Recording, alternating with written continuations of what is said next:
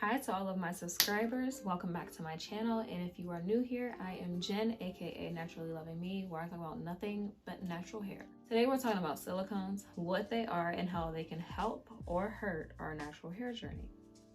So let's get into it. First and foremost, what are silicones? So silicones are a diverse family of specialty high-performance materials that are widely used in a variety of consumer and industrial products. These materials provide essential benefits in key segments of our economy, including healthcare, aerospace, personal care, electronics, transportation, and construction. So how do silicones work?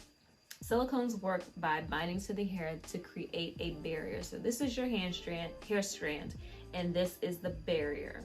So this is the silicone. It creates a barrier to protect your hair against high temperatures, or other natural elements that could be damaging to the hair strand. One of silicone's key benefits is moisture, temperature, and ultraviolet radiation resistance. Resistance, okay? Resistance. Can I say it enough? So, how do silicones work?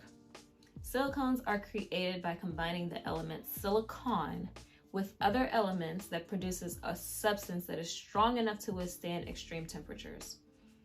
So this is why you'll see most heat protectants have silicones, because they are made, they're used because they can withstand extreme temperatures.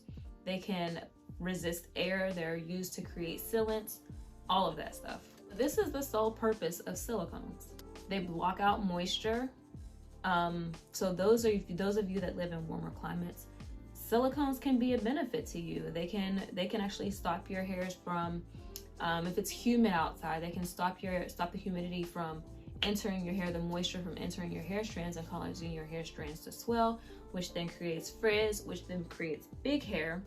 And I know there's some of us that don't mind big hair, but when you styled your hair and you put in your time styling your hair, and you go out and because it's humid, it swells and it's ruined, then that can kind of make you a little mad because you put all that effort for no reason. So that's where silicones can be a benefit to you. But this all depends on your hair routine, the products that you use in your hair routine.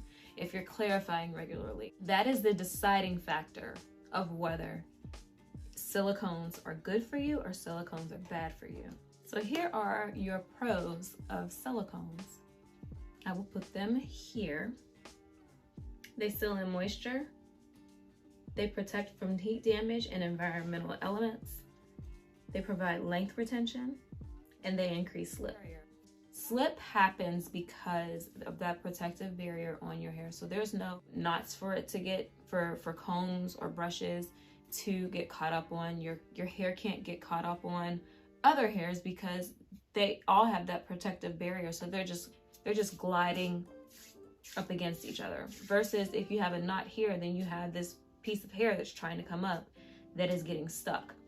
So this is why it increases slip. This is why it makes detangling such an easier process. Because again, you have that barrier, you have that protective coating, that protective plastic coating that makes detangling 10 times easier. Let's get into the cons, which we're going to put here. Causes the hair to appear healthy. It prevents moisture from penetrating the hair, and it also can cause breakage. So, out of all the pros that I've said, I know it looks like the cons contradict the pros, but that again depends on your hair regimen. It depends on the hair products that you use. The cons are pretty much a domino effect. Since your hair will appear healthy, you won't think that your hair is damaged. Number one, because it has this protective coating on it. But since it has this protective coating, then you won't know that your hair needs moisture. And when you're trying to put moisture in your hair won't receive it because it has this barrier on it. So any products that you're trying to put on top of these silicones, it's not going to penetrate the hair shaft. So when that happens, then that leads to breakage because you don't have any moisture in your hair. None of the products are penetrating your hair. They're not able to. So you can see that the cons are pretty much a domino effect. It's a cause and effect. So if you're attempting to moisturize your hair when you have an ingredient on your hair strand that is there to resist the moisture, then how are you going to moisturize your hair? It's not even possible. Or do you think it's possible? I'll wait. No, I didn't think so. So why are they so bad? Why are they so bad? Why are they so bad? They are bad because the only way to remove these ingredients is to use a sulfate shampoo. And everybody that has curly hair, that has natural hair, we have been told you have to use a sulfate-free shampoo. Use a sulfate-free shampoo. It's not as drying, which that's the truth. But if you're using products that have silicones in them and you don't know that they have silicones in them, you're never stripping your hair of that ingredient. That ingredient that's blocking out anything that you're trying to put into your hair. So, in order to remove these, you have to have a sulfate shampoo. These shampoos contain sodium lauryl sulfate, sodium lauryl sulfate, and ammonium lauryl sulfate. These are just the three main sulfate ingredients in a sulfate shampoo. There's many more, but those are the main three that you will see in your drugstore or any hair shampoo that were to pick up off the shelf. If you were to just look at the ingredients, you're guaranteed to see one of those three if it's a sulfate shampoo. Sulfate-free shampoos, which are also called SLS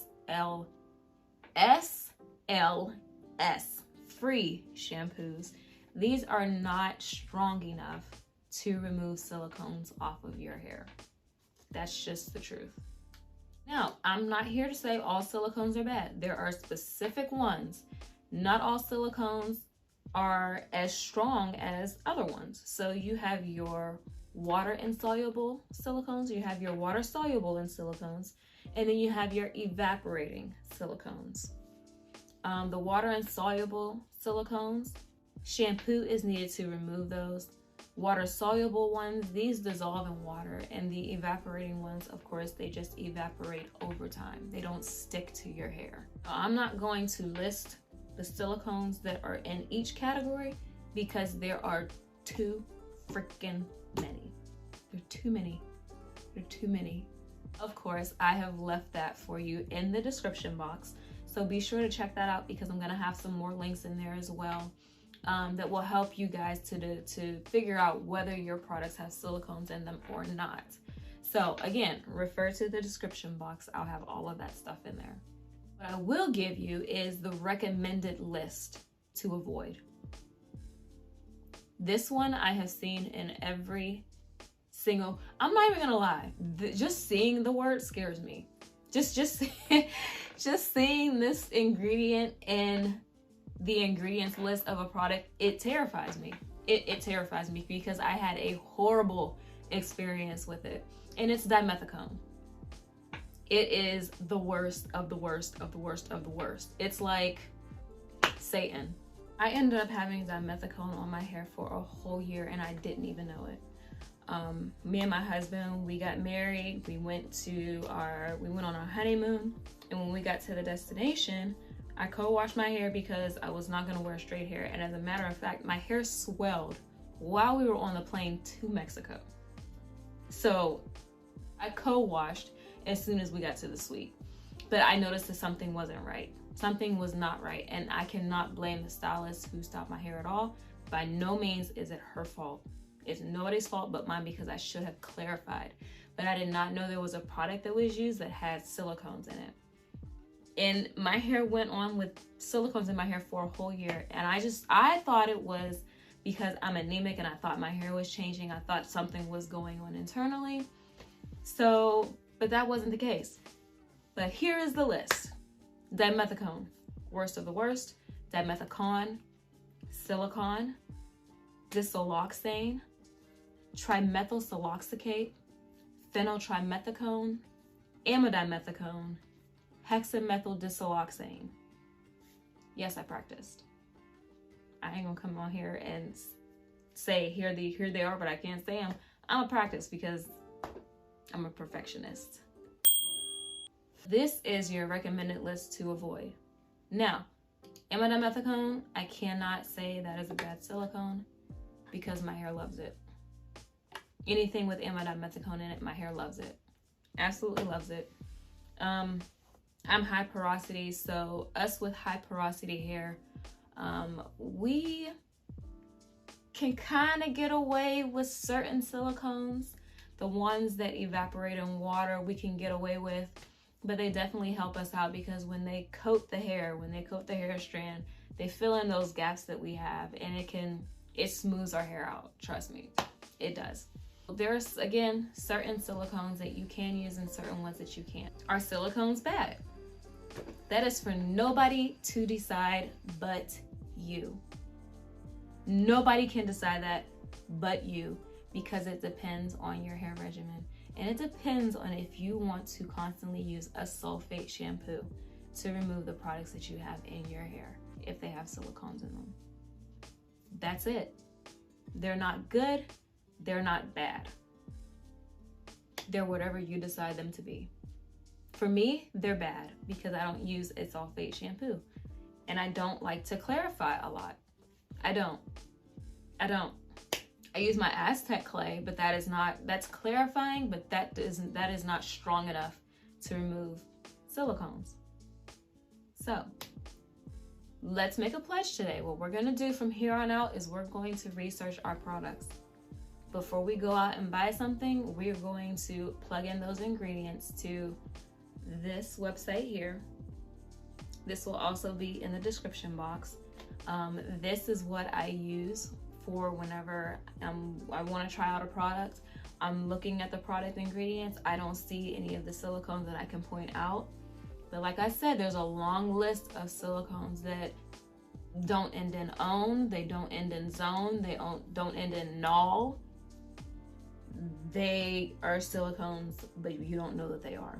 So this website here, again, this will help you out. You plug in your ingredients, you hit